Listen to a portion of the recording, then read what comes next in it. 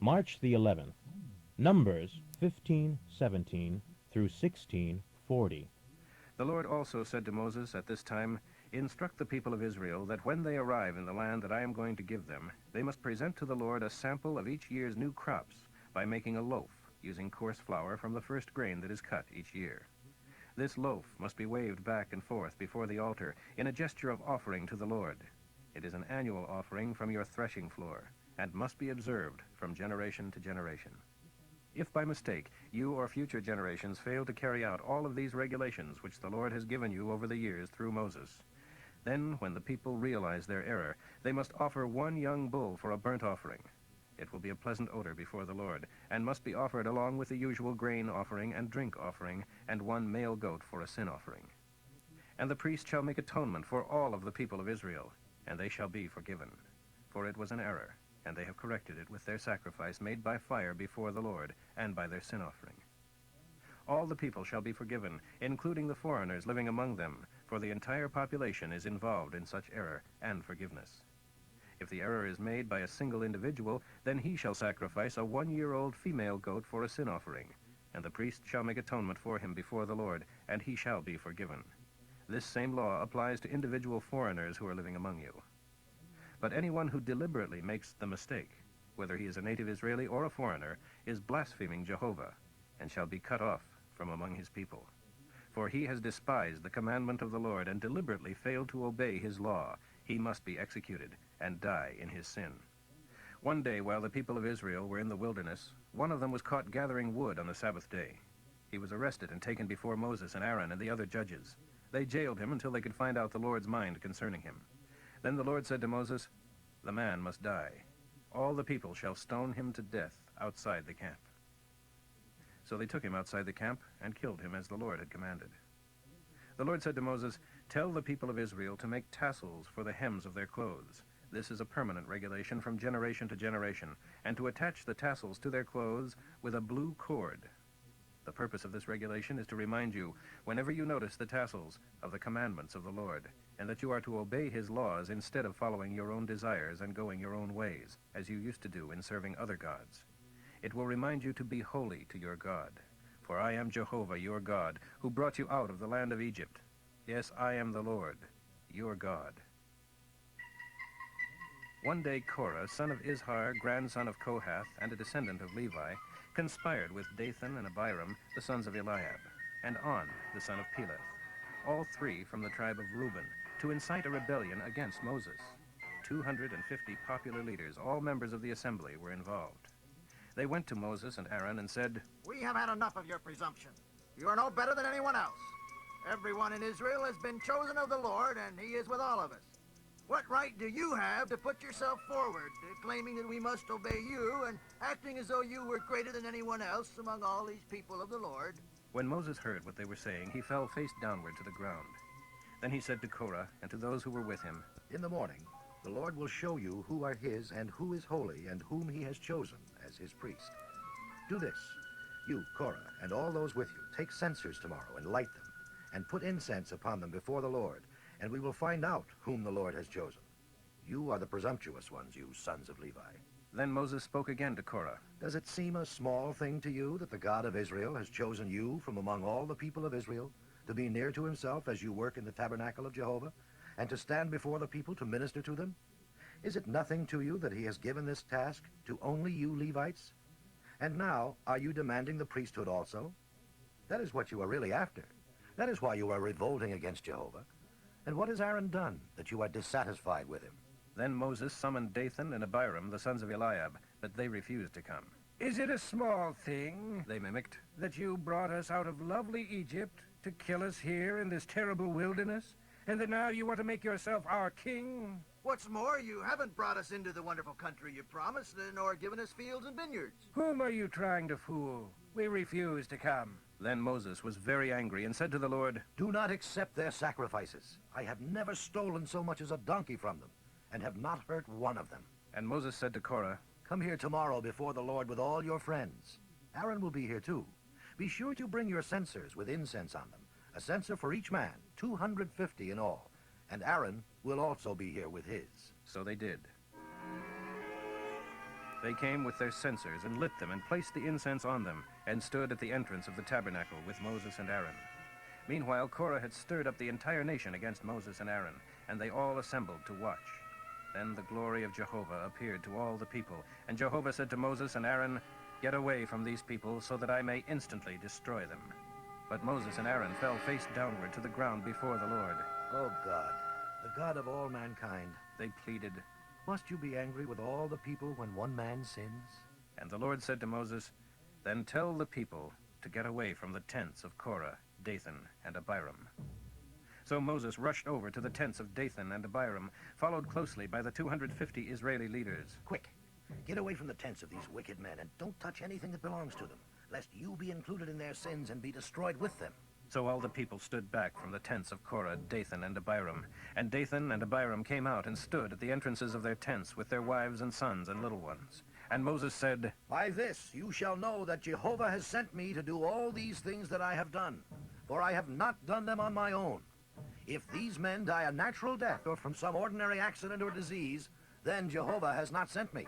But if the Lord does a miracle, and the ground opens up and swallows them and everything that belongs to them, and they go down alive into Sheol, then you will know that these men have despised the Lord. He had hardly finished speaking the words when the ground suddenly split open beneath them, and a great fissure swallowed them up, along with their tents and families and the friends who were standing with them, and everything they owned. So they went down alive into Sheol, and the earth closed upon them, and they perished. All of the people of Israel fled at their screams, fearing that the earth would swallow them too. Then fire came forth from Jehovah and burned up the 250 men who were offering incense. And the Lord said to Moses, "Tell Eleazar, the son of Aaron, the priest, to pull those censers from the fire, for they are holy, dedicated to the Lord. He must also scatter the burning incense from the censers of these men who have sinned at the cost of their lives. He shall then beat the metal into a sheet as a covering for the altar. For these censers are holy because they were used before the Lord, and the altar sheet shall be a reminder to the people of Israel." So Eleazar the priest took the 250 bronze censers and beat them out into a sheet of metal to cover the altar, to be a reminder to the people of Israel that no unauthorized person, no one who is not a descendant of Aaron, may come before the Lord to burn incense, lest the same thing happen to him as happened to Korah and his associates. Thus the Lord's directions to Moses were carried out. Mark 15:1 through 47.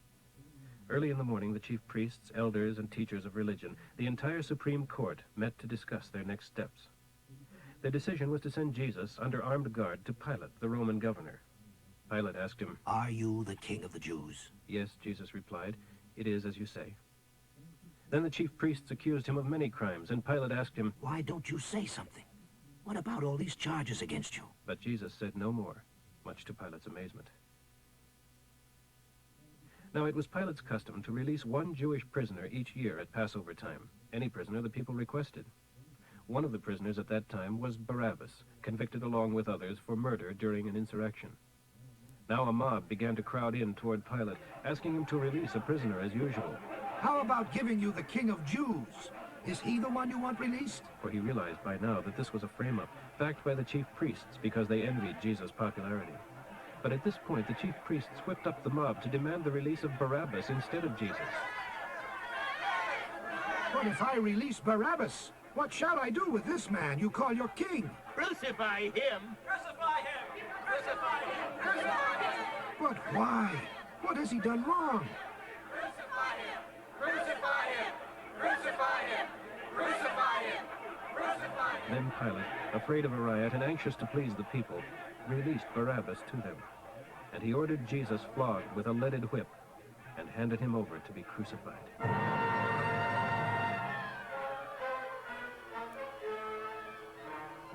Then the Roman soldiers took him into the barracks of the palace, called out the entire palace guard, dressed him in a purple robe, and made a crown of long, sharp thorns and put it on his head. Then they saluted, yelling, Yay! King of the Jews! and they beat him on the head with a cane and spit on him and went down on their knees to worship him. When they finally tired of their sport, they took off the purple robe and put his own clothes on him again and led him away to be crucified. Simon of Cyrene, who was coming in from the country just then, was pressed into service to carry Jesus' cross. Simon is the father of Alexander and Rufus. And they brought Jesus to a place called Golgotha. Golgotha means skull. Wine drugged with bitter herbs was offered to him there, but he refused it. And then they crucified him and threw dice for his clothes. It was about 9 o'clock in the morning when the crucifixion took place. A signboard was fastened to the cross above his head, announcing his crime. It read, "The King of the Jews." 2 robbers were also crucified that morning, their crosses on either side of his. And so the scripture was fulfilled that said, "He was counted among evil men."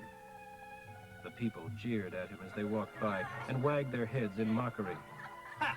Look at you now. Sure, you can destroy the temple and rebuild it in 3 days. If you're so wonderful, save yourself and come down from the cross. The chief priests and religious leaders were also standing around joking about Jesus. He's quite clever at saving others, but he can't save himself. Hey there, Messiah. You King of Israel. Come on down from the cross and we'll believe you. And even the 2 robbers dying with him cursed him. About noon, darkness fell across the entire land, lasting until 3 o'clock that afternoon. Then Jesus called out with a loud voice, "Eli, Eli, lema sabachthani?" My God, why have you deserted me?" Some of the people standing there thought he was calling for the prophet Elijah. So one man ran and got a sponge and filled it with sour wine and held it up to him on a stick. Let's see if Elijah will come and take him down. Then Jesus uttered another loud cry and dismissed his spirit. And the curtain in the temple was split apart from top to bottom.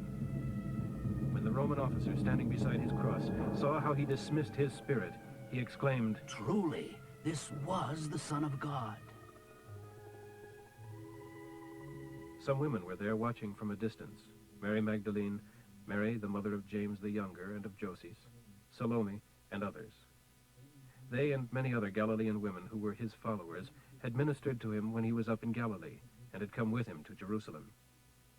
This all happened the day before the Sabbath. Late that afternoon, Joseph from Arimathea, an honored member of the Jewish Supreme Court, who personally was eagerly expecting the arrival of God's kingdom, gathered his courage and went to Pilate and asked for Jesus' body. Pilate couldn't believe that Jesus was already dead, so he called for the Roman officer in charge and asked him. The officer confirmed the fact, and Pilate told Joseph he could have the body.